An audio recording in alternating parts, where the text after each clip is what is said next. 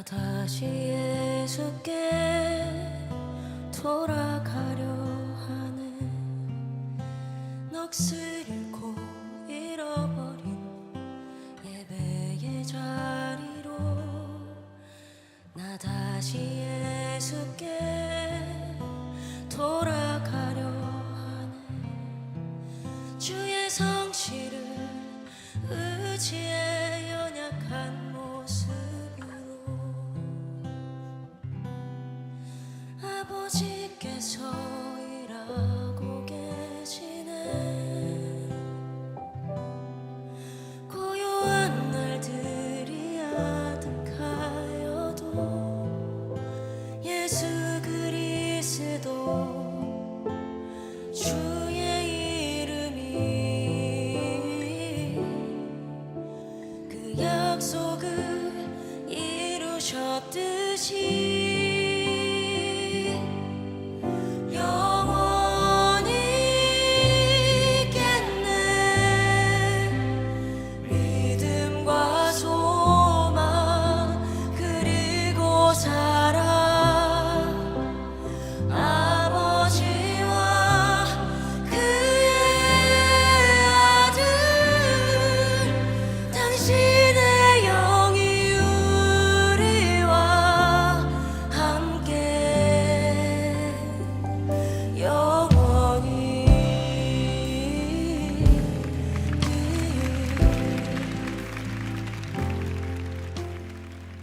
세린가족 여러분, 안녕하세요. 10월 16일 수요 기도회를 시작하겠습니다. 하나님 말씀은 마태복음 10장 2절부터 4절까지 말씀입니다. 12사도의 이름은 이러하니 베드로라 하는 시몬을 비롯하여 그의 형제 안드레와 세베대 아들 야고보와 그의 형제 요한, 빌립과 바돌로메, 도마와 세리마테, 알페오의 아들 야고보와 다데오, 가나나인 시몬 및 가룟 유다 곧 예수를 판자라. 아멘. 우리는 주일에 예수 생명 컨퍼런스를 진행하고 있습니다. 우리는 주일에도 우리는 왜 사는지 그 이유를 말씀으로 확인을 했습니다.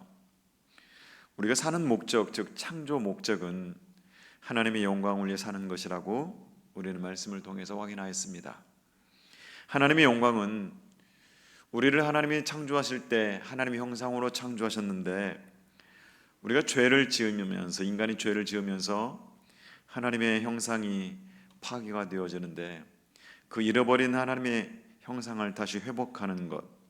하나님의 형상은 하나님의 형상을 회복한다고 하는 이 말은 굉장히 추상적이고 관념적이다 보니까 우리에게 구체적인 복을 주시며 구체적으로 나타나시기 위해서 하나님의 형상이 실제적으로 인간의 몸을 입고 이 땅에 오신 분이 바로 예수 그리스도이십니다. 성경은 예수 그리스도는 하나님의 형상이라고 끊임없이 말씀합니다. 그래서 예수 그리스도의 형상이 나에게 나타나는 것이 하나님의 형상임을 우리는 말씀을 통하여서 확인을 하였습니다. 나에게 예수님의 형상이 나타난다고 하는 것은 언제 나타나냐면 십자가에서 나타납니다. 예수님과 함께 죽고 함께 장사 지내고 함께 부활한 그 십자가, 그리고 내가 죽고 내 안에 계시는 예수 그리스도가 나타나는 것이 하나님의 영광입니다. 하나님의 영광은 다른 말로 하는 게 아니라 우리는 한 문장으로 할 수가 있습니다. 내가 죽고 예수로 사는 것입니다.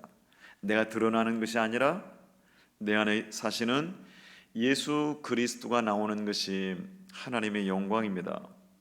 사랑하는 성도 여러분, 예수를 믿는다고 하는 것은 바로 이러한 존재적인 변화, 즉 내가 죽고 예수로 사는 것을 믿는 것을 말씀합니다. 그렇다면 이제 나의 삶에서, 우리의 삶에서 예수 그리스도가 나타나야 됩니다. 성도 여러분, 내가 죽고 예수로 사십시다. 나의 삶을 통해 예수가 드러나게 하십시다. 예수 생명으로 사는 길은 바로 이러한 삶임을 우리는 말씀을 통하여서 컨퍼런스를 통하여서 우리는 왜 사는지 창조의 목적을 우리는 배웠습니다. 끊임없이 우리가 질문하고 또 나를 돌아보고 성찰하면서 나에게 예수님의 정신과 의식이 나의 삶을 통해서 드러나올 수 있는 우리 세린의 모든 가족들 되기를 간절히 소원합니다. 저번 주 수요일에 이어서 예수님의 12제자 중에 두 번째 그룹인 빌립과 바돌로메와 도마와 마태에 대해서 오늘 말씀을 한번 살펴보려고 합니다. 먼저 빌립입니다. 빌립은 예수님의 제자 중에 어떤 의미에서 보게 되면 제일로 신중하고 참 조심스러운 사람이었습니다. 함부로 말하거나 행동하는 사람이 아니었습니다. 생각보다 행동이 앞서는 요즘 세대에 있어서 빌립은 우리에게 참 좋은 면을 보여주고 있습니다. 빌립은 경솔한 판단을 해서 실수를 저지르는 일은 거의 없습니다. 하지만 위대한 신앙의 세계에 들어가거나 아니면 신앙의 모험을 하거나 기적을 체험하는 일은 없었습니다. 성경에는 이 빌립에 대해서 한 4번 정도 언급하고 있는데요. 먼저는 요한복음 1장 43절에서 46절에 보게 되면 빌립을 처음 소개합니다. 예수님이 빌립을 만나시자마자 나를 따르라 라고 주님이 말씀하십니다. 예수님의 초청을 받은 빌립은 즉각 자기의 친구인 나다나엘에게 찾아가서 전도합니다. 이 말씀이 요한복음 1장 45절 말씀이죠. 빌립이 나다나엘을 찾아 이르되 모세가 율법에 기록하였고 여러 선지자가 기록한 그 일을 우리가 만났으니 요셉의 아들 나사렛 예수니라. 여러분, 이 말씀 보게 되면 빌립은 분명히 그동안 메시아를 간절히 기다려온 사람임을 우리는 알 수가 있습니다. 이때 나다나엘이 아니 나사렛에서 무슨 선한 것이 날 수 있겠느냐라고 냉소적인 반응을 보여요. 이때 빌립은 와서 보라라고 대답을 합니다. 빌립은 평소에 메시아를 대명하고 있었고 구약의 율법을 탐독했던 사람임을 우리는 잘 알 수 있습니다. 그러니까 나다나엘에게 모세가 율법에 기록했고 또 여러 선지자가 기록한 바로 그 사람 메시아, 바로 그가 예수다라고 이렇게 소개하고 있지 않습니까?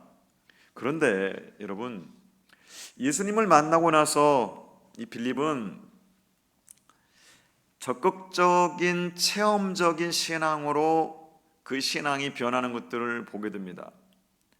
논리나 논쟁이 아니에요.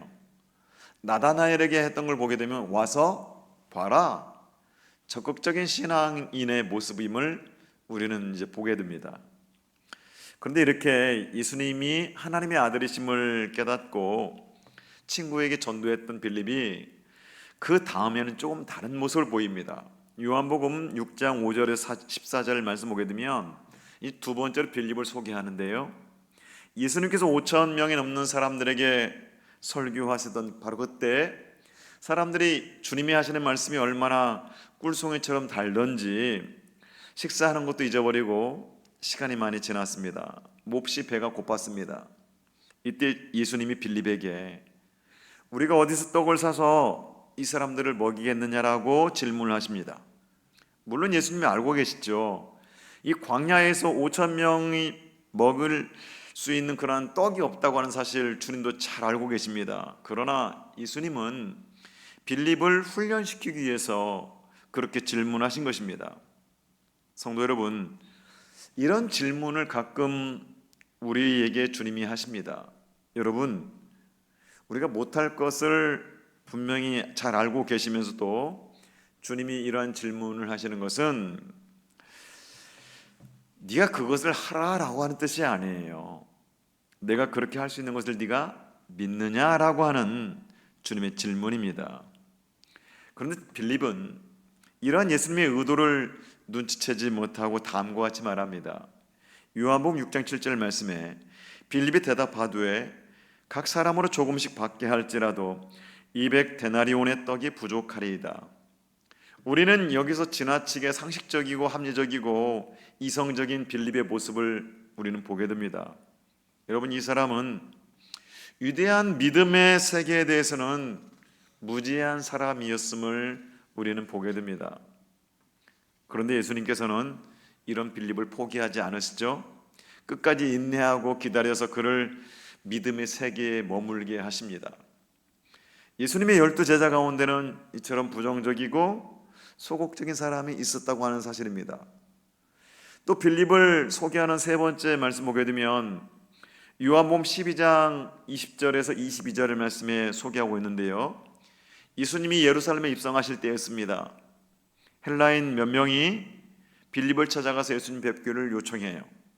그래서 빌립은 내가 이 사람들을 예수님께 소개해야 되나 말아야 되나, 이들이 어떤 사람들일까 등 여러 가지 생각을 하다가 행동을 옮기지 못하고 주저주저합니다. 결국 빌립은 그들을 직접 예수님께 데려가지 않고 안드레에게 소개합니다. 여러분, 빌립은 이런 사람이었어요. 아주 소극적이었던 사람, 조심성이 많았던 사람.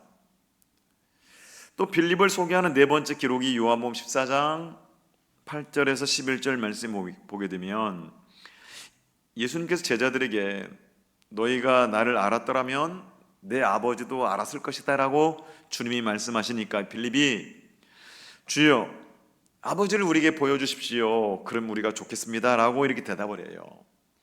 이런 것들을 보게 되면 빌립은 분명히 예수님이 하나님의 아들이시요 또 메시아를 대망하는 믿음을 가지고 있긴 했었지만 자기 성격 때문에 적극적으로 믿지를 못했습니다. 조심성이 있고 합리성이 있는 사람이긴 했지만 믿음의 깊은 비밀을 이해하지 못했던 좀 답답했던 사람이었습니다. 그러나 예수님은 그런 빌립을 보면서 네가 어떻게 나의 제자가 될 수 있겠느냐, 너 같은 성격이, 너 같은 성품이 어떻게 내 제자가 되어서 주의 일을 할 수 있겠느냐라고 이렇게 주님이 화를 내시거나 버리지 않으시고요, 끝까지 기다리시면서 빌립에게 부드럽게 말씀하시면서 설득하십니다. 요한복음 14장 9절 말씀에 주님이 이렇게 말씀하시죠. 예수께서 이르시되 빌립아 내가 이렇게 오래 너희와 함께 있을 때 네가 나를 알지 못하느냐, 나를 본 자는 아버지를 보았거늘 어찌하여 아버지를 보이라 하느냐. 참 우리 주님은 인내가 깊으신 분임을 보게 됩니다. 예수님은 우리에 대해서 이렇게 오래 참으시는 분이십니다. 주저주저하고 결단하지 못하고 현실과 이성으로 되돌아오는 그런 사람이라도 예수님은 끝까지 기다려 주셔서 귀한 제자로 삼으시는 것들을 우리는 보게 됩니다. 여러분, 혹여 이런 성품, 너무나 조심성이 많고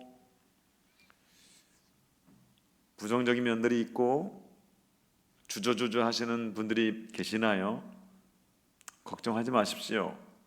주님께 나를 맡기십시오. 그러면 우리는 적극적인 체험신앙으로 빌립이 나다나엘에게 말했던 것처럼 와서 보라라고 하는 그러한 적극적인 신앙의 메시지를 할 수 있는 제자가 될 것입니다. 두 번째로 바돌로메에 대해서 한번 살펴봅니다. 바돌로메, 좀 생소한 이름이죠. 이 사람은 나다나엘이 이렇게 부르는 사람입니다. 나다나엘. 우리에게는 나다나엘이 더 익숙하지 바돌로메가 익숙한 건 아닙니다. 여러분, 이 사람은 요한복음 1장에 단 한 번 소개되어집니다. 나다나엘, 빌립이 메시아를 만났다, 모세율법에 기록되어 있는 바로 그 사람, 선지자들이 말하는 바로 그 사람이 바로 예수님이시다라고 이렇게 말하니까 나다나엘이 그 빌립의 말을, 전도를 받아들이지 못하고 아니 나사렛에서 무슨 선한 일이 일어날 수 있겠느냐라고 이렇게 냉소적인 반응을 보였던 사람이 나다나엘입니다. 나다나엘은 깨끗한 사람이었고 진실한 사람이었어요. 예수님이 말씀하시는 거 보게 되면 분명히 그는 간사함이 없는 그런 진실한 사람이었지만 굉장히 편견이 많았던 사람임을 보게 돼요. 어떻게 나사렛에서 무슨 선한 일이 일어날 수 있겠어? 자기의 편견과 판단이 아주 강한 사람이었음을 우리는 보게 됩니다. 빌립의 소개를 받고서 이 나다나엘이 예수님 앞에 옵니다. 이때 예수님께서 나다나엘에게 말씀하시죠. 요한복음 1장 47절 말씀에 예수께서 나다나엘이 자기에게 오는 것을 보시고 그를 가리켜 이르시되 보라, 이는 참으로 이스라엘 사람이라 그 속에 간사한 것이 없도다. 참으로 이스라엘 사람이다. 그 속에는 간사한 것이 없는 사람이야 라고 주님이 말씀하십니다. 나다나엘은 깨끗한 사람이었고 착한 사람이었고 간사한 것이 없는 사람이었습니다. 어떤 면에서는 굉장히 편협한 사람이었는데도 예수님은 이렇게 말씀하시는 거예요. 여러분, 예수님이 좋은 점이 뭔지 아시겠죠? 사람에게는 장점이 있고 단점이 있어요. 모든 사람들에게는. 근데 우리 주님은 단점을 보시는 게 아니라 장점을 보신다고 하는 사실입니다. 분명히 빌립에게도 단점이 있었고 베드로에게도 단점이 있었고 이 나다나엘에게도 속이 좁고 자기 편견이 있는 단점 가지고 있는 사람이었습니다. 그러나 예수님은 좋은 장점을 끄집어내십니다. 너는 메시아를 진심으로 대망하는 참 이스라엘 사람이구나. 네 속에는 간사함이 없고 진실함이 있는 참 좋은 성격이구나 라고 주님이 이렇게 장점을 부각시킵니다. 여러분, 우리는 이 주님의 시각을 우리는 배워야 됩니다. 특별히 인간관계에서 우리가 이렇게 적용할 필요가 있죠. 이 주님의 시각을. 여러분, 단점을 보게 되면 아름다운 인간관계에는 맺어지지 않습니다. 사람은 단점을 지적하게 되면 자기를 유장하려고 하는 그런 본능이 있습니다. 자기를 보호하려고 하는 보호 본능이 있어서 숨어버릴지언정 변하지는 않습니다. 여러분, 우리가 압력을 많이 강하게 넣으면 넣을수록 쭈그러질 수는 있겠지만 변하지는 않습니다. 그것이 인간입니다. 변하게 하는 분은 하나님 한 분뿐이십니다. 그러므로 여러분, 상대의 단점을 고쳐줄 생각을 아예 하지 말고 우리는 쉬운 방법을 선택하십시다. 예수님의 방법. 장점을 축혀 세워주고 격려해주고 도와주면 그 사람이 변할 것입니다. 우리가 예수님의 이 시각과 예수님의 이 방법을 우리 삶에, 특별히 인간관계에 우리는 적용을 해야 됩니다. 이 바돌로메에게, 이 나다나엘에게 주님이 말씀합니다. 요한복음 1장 51절 표준 세번역으로 보게 되면요, 예수께서 그에게 또 말씀하셨다. 내가 진정으로 너희에게 말한다. 너희는 하늘이 열리고 하나님의 천사들이 인자 위에 오르락 내리락 하는 것을 보게 될 것이다. 우리가 바돌로메에 대해서 한 가지 더 생각해야 될 것은, 이렇게 마음이 깨끗하고 천사들이 예수님 위에 오르락 내리락 하는 것을 보게 될 사람이 성경에 자주 나타나지 않는다고 하는 사실입니다. 여러분, 연극을 보게 되면 주연이 있고 가끔 한두 번 나타나는 조연이 있습니다. 오케스트라를 보게 되면 전 연주를 통해서 단 한 번 소리를 내기 위해 서 있는 사람이 있습니다. 그런데 그런 사람도 제자라고 하는 사실입니다. 이렇게 잠깐 나타났다가 사라지는 사람도 여러분, 예수님이 천국의 12기둥으로 삼으신다고 하는 것을 우리는 알아야 합니다. 나는 존재감이 없는 사람이야. 나는 교회에서 내 존재감이 별로야. 나는 많은 사람들에게 알려지지 않은 사람이야. 여러분, 이렇게 존재감을 느끼지 못하고 자기에 대한 자존감이 낮은 분들이 계시나요? 이렇게 잠깐 나타났다 사라지는 이 나다나엘 바돌로메, 예수님이 12제자로 천국 기둥에 새겨져 있다고 하는 사실입니다.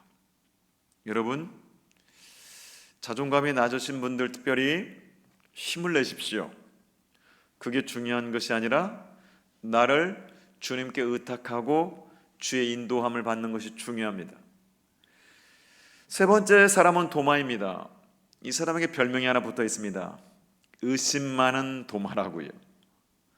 도마는 어떤 의미에서 매우 용감한 사람입니다. 그렇지만 용감하기도 하지만 감정적으로 혼돈으로 빠지는 어떤 일종의 우울증 환자와 같은 사람이 도마입니다. 예수님께서 죽은 나사로를 살리기 위해서 유대로 가시려고 할 때에 많은 제자들이 예수님, 유대인들이 돌로 치려고 하는데 왜 그리로 가려고 하십니까? 가지 마십시다 라고 할 때에 이때 도마가 용기 있게 말을 합니다. 요한복음 11장 16절 말씀, 디두모라고 하는 도마가 다른 제자들에게 말하되 우리도 주와 함께 죽으러 가자 하니라. 우리도 주님과 함께 죽으러 가자. 굉장히 용기 있는 모습이죠. 그런데 이 모습을 유심히 찬찬히 한번 들여다보게 되면 약간 병적인 태도가 있는 그러한 사실을 우리가 발견하게 됩니다. 여러분, 병적인 상태의 사람이 쓸데없이 만용을 부리는 모습이 여러분 이 도마에게서 나타나고 있어요. 여러분, 그런 증거가 다만 이 부분에서만 이렇게 해석할 수 있는 여지가 있는 게 아니고요, 다른 부분을 보게 되면 요한복음 14장 4절 말씀에 이렇게 나타납니다. 예수님께서 천국을 예비하러 가신다고 할 때 도마가 하는 말에 이 도마의 기질, 성격, 성향이 그대로 드러나죠. 요한복음 14장 5절 말씀에 도마가 이르되 주여 주께서 어디로 가시는지 우리가 알지 못하거늘 그 길을 어찌 알겠사옵나이까. 도마는 예수님을 믿었습니다. 그러나 천국에 대한 확신이 부족한 반쪽 믿음을 가진 사람이었습니다. 그렇기 때문에 이러한 도마가 예수님을 위해서 죽으러 가자라고 했던 것도 믿음이라기보다는 하나의 병적인 태도라고 볼 수 있는 겁니다. 안식 후 첫날 저녁이었습니다. 제자들이 다 모인 자리에 부활하신 주님이 나타나셨습니다. 이때 거기에는 도마만 없었습니다. 나중에 다른 사람들이, 다른 제자들이 예수님이 살아나셨다라고 말하자 도마는 내가 만져보기 전에는 믿을 수 없다고 말합니다. 그런데 예수님은 이런 도마에 대해서 어떻게 대해 주십니까? 예수님은 친절하게 도마에게 나타나셔서 평강이 너에게 있을 것이다 라고 이렇게 말씀하시면서 도마에게 주님의 손을 만져보게 하시고 옆구리에 창자국이 있는 곳에 손을 넣어보게 하십니다. 이분이 바로 예수 그리스도이십니다. 도마는 그 자리에서 충격을 받습니다. 그리고서 고백하죠. 나의 주시며 나의 하나님이십니다 라고 고백해요. 도마는 병적인 성격을 가지고 있었고 천국에 대한 확신도 없었고 예수님의 부활도 믿을 수 없었던 사람이었습니다. 그러나 예수님께서는 그를 버리지 않고 끝까지 사랑과 관용으로 만나주셨고 그의 실수를 실수로 보지 않으셨습니다. 성도 여러분, 남의 단점에 대해서 너무나 예민한 사람이 있습니다. 그런데 자기 단점에 대해서는 무딥니다. 어떤 사람은 지성인은 비판을 해야 된다라는 착각을 하고 있는 분들이 계십니다.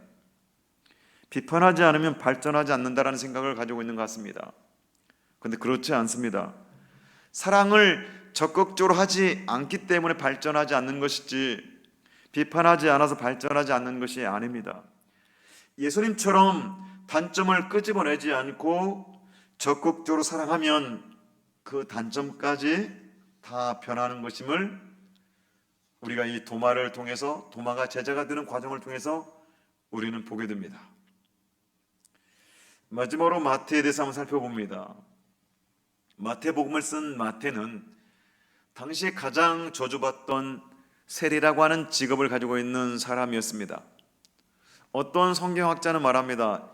예수님 당시의 세리는 지금의 인신매매범과 마약 밀매와 같은 종류의 그런 직업을 가지고 있는 사람과 같다라고 말합니다. 그러나 이런 그가, 마태가 부름을 받고 위대한 사도 주님의 제자로 변합니다. 예수님의 부름 앞에 그는 돈도 버리고 직업도 버리고 그의 미래도 다 포기합니다. 우리가 마태에서 볼 수 있는 놀라운 사실 한 가지는 그가 마태복음을 썼다고 하는 사실입니다. 경멸받는 이 세리에게서 이렇게 숨은 문장력이 있었다고 하는 사실입니다. 우리에게도 여러분 위대한 능력이 숨어 있을지 모릅니다. 예수님을 믿고 예수님을 따르다가 나중에 마태복음을 쓴 것을 보게 되면 글을 쓰는 것은 마태 자신도 몰랐던 놀라운 은사였는지도 모르겠습니다. 사랑하는 성도 여러분, 오늘 말씀을 통해서 빌립과 바돌로메와 도마와 마태를 우리는 살펴보았습니다. 빌립은 극히 상식적이고 합리적이고 소극적이고 부정적인 사람이었습니다. 바돌로메, 즉 나다나엘은 별로 큰 일을 한 사람은 아니며 깨끗하긴 하지만 자기만 옳다고 하는 편협한 생각을 가진 사람이었습니다. 도마는요, 정신적 불안과 신앙의 회의가 짙은 사람이었습니다.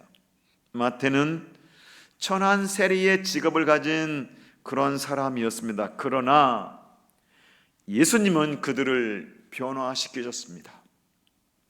예수님의 12 제자들에게서 중요한 것은 제자들 자신이 아니라 그들을 변화시키신 예수님이십니다. 그분은 우리 세련의 모든 성도님들도 변화시키시는 분이십니다. 우리의 성격도, 우리의 가치관도, 우리의 미래도 변화시키시는 분이십니다. 여러분, 그래서 우리는 주님을 바라보고 그런 주님의 인도하심을 우리는 받으면서 내가 주님의 제자의 길을 걷기를 원하신다면, 이 믿음의 길을 걷기를 원하신다면 우리는 십자가에서 주님이 죽으실 때 나도 죽고, 주님이 장사 지낼 때 나도 장사 지내고, 주님이 부활할 때 부활한 그 새 생명을 살아가는 사람들이기 때문에 이제는 내가 죽고 내 안에 예수가 나온다면 우리는 하나님 나라에서 귀중히 쓰임받는 그런 그릇들로 쓰임받게 될 것입니다.